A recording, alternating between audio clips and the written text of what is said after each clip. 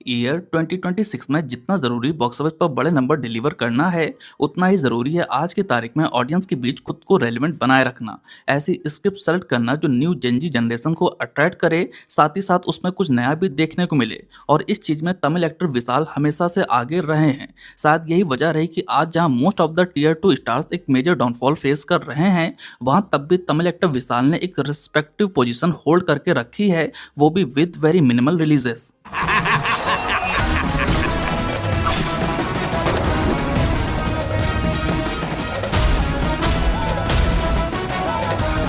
जहां साल 2023 की मार्क एंटनी बॉक्स ऑफिस पर ब्लॉकबस्टर रही, रत्नम को एवरेज सक्सेस मिली, वहीं इनकी मोस्ट डिलेड मूवी मदगजा राजा ने एक काइंड ऑफ डिलेड फिल्मों के इतिहास में एक नया रिकॉर्ड सेट किया। ரெடினா ஆட்டம் க்ளோஸ் இல்ல நீ ஆளே க்ளோஸ்।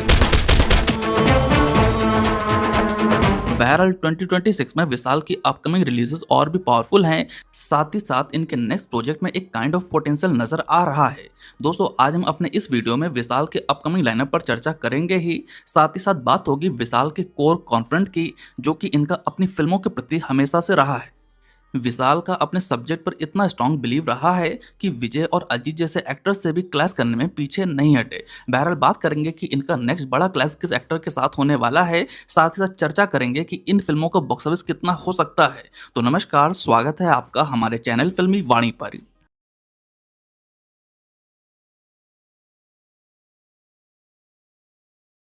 दोस्तों, यदि तमिल इंडस्ट्री में थलापति हैं, तो हमें यह भी नहीं भूलना चाहिए कि तमिल इंडस्ट्री के पास एक पुरुची थलापति भी हैं, जो टैग दिया गया है तमिल एक्टर विशाल को। हिंदी में इसका मतलब होता है क्रांतिकारी कमांडर या फिर सेनापति।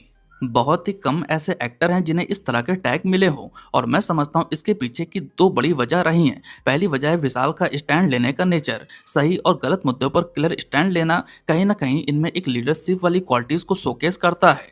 शायद यही वजह रही कि इन्हें अक्टूबर 2025 में नाडिगर संगम, जो कि साउथ इंडियन आर्टिस्ट एसोसिएशन है, उसमें जनरल सेक्रेटरी के तौर पर चुना गया। देन 2027 में इन्हें तमिल फिल्म प्रोड्यूसर काउंसिल का प्रेसिडेंट तक बनाया गया। इसी से समझा जा सकता है कि आखिर इन्हें पुरुची थलापति क्यों कहा जाता है।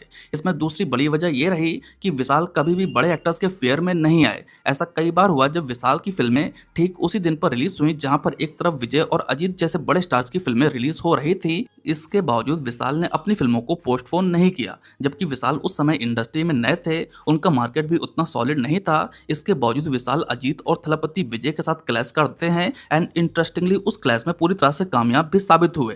इनका जो मेजर क्लैश था वो हमें साल 2007 के पोंगल पर देखने को मिला। तमिल इंडस्ट्री के लिए ये सबसे बड़ी फेस्टिवल रिलीज मानी जाती है, और इस डेट पर लगभग हर बड़ा स्टार अपनी फिल्म को रिलीज करने की कोशिश करता है। उस पोंगल पर थलपति विजय की मूवी पोकरी तो रिलीज हो रही थी, साथ ही साथ अजीत कुमार की अलवर भी ठीक इसी दिन रिलीज होनी थी। विजय और अजीत जैसे बड़े शार्क्स के सामने ये तो तय था कि छोटी मछलियां डूबने वाली हैं, जिसके चलते कई नोटिसेबल रिलीजेस ने अपनी रिलीज को आगे बढ़ा दिया।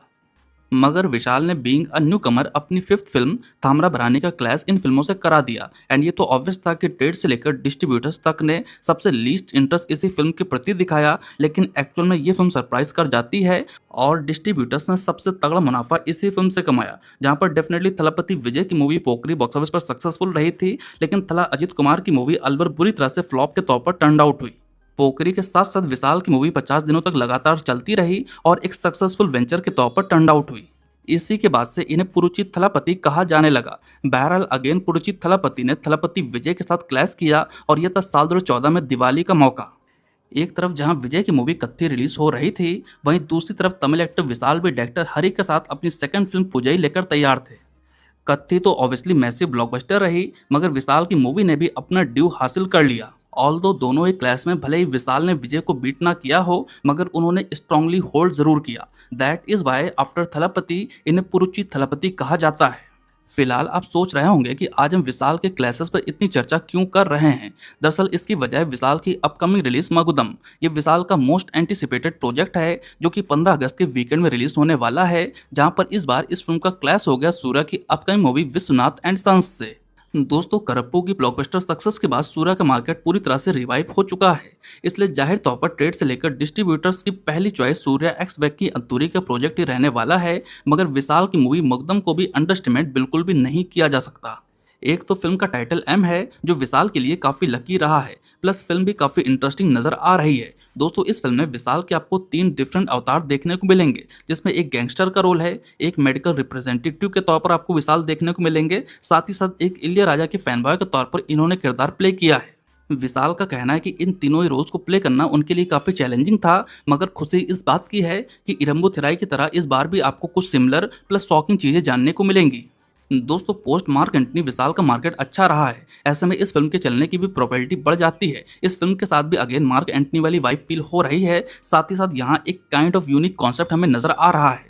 इसके बाद विशाल की अगली मूवी होगी पुरुषन। अनाउंसमेंट वीडियो काफी इंटरेस्टिंग था, जिसने नेसेसरी बस क्रिएट कर लिया है। फिल्म के डायरेक्टर होंगे सुंदर सी, जिनको एक्शन कॉमेडी फिल्मों में अच्छी महारत हासिल है। इस फिल्म में विशाल के अपोजिट हमें तमन्ना देखने को मिल रही है। फिल्म के प्रोमो को लेकर विशाल के फैंस का ऑलरेडी ये कहना रहा है कि उनके ओल्ड विशाल पूरी तरह से वापस आ चुके हैं। डेफिनेटली विशाल इस टीजर में बहुत अच्छे से साइन कर रहे हैं। यहाँ पर प्रोमो वीडियो में कुछ काइंड ऑफ मिस्टीरियस चीजें भी हमें देखने को मिल रही हैं, जो कि डायरेक्टर सुंदर सी हैं, तो ऐसा उम्मीद लगा सकते हैं कि यहाँ पर कुछ हॉरर एलिमेंट होने की भी गुंजाइश रह जाती है। बहरहाल फिल्म काफी प्रॉमिसिंग नजर आ रही है, जो कि आपको इसी साल देखने को मिलेगी। इसके बाद विशाल की जो तीसरी फिल्म होगी वो है इनकी मोस्ट अवेटेड मूवी थुप्पारी वालन का सीक्वल। जी हाँ, विशाल की मूवी डैशिंग डिटेक्टिव 2 पूरी तरह से फ्लोर पर जा चुकी है। मोस्ट प्रॉब्ली ये जो फिल्म है आपको 2027 में देखने को मिलेगी, और डेफिनेटली जब भी ये फिल्म रिलीज होगी ऑडियंस की तरफ से इस फिल्म को बम्पर सपोर्ट मिलने वाला है। डेफिनेटली फिल्म की स्क्रिप्ट तो काफ़ी सॉलिड होगी ही, साथ ही साथ विशाल की इमेज को ध्यान में रखते हुए ये जो फिल्म है, इस फिल्म में आपको विशाल का एक मासी एक्शन अवतार भी देखने को मिलेगा। यानी कि इन शॉर्ट विशाल का अपकमिंग लाइनअप सॉलिड है। विशाल का हिंदी मार्केट काफ़ी अच्छा रहा है, क्योंकि काफ़ी लंबे समय से उनकी हिंदी डब फिल्मों को ऑडियंस पसंद करती हुई आई है।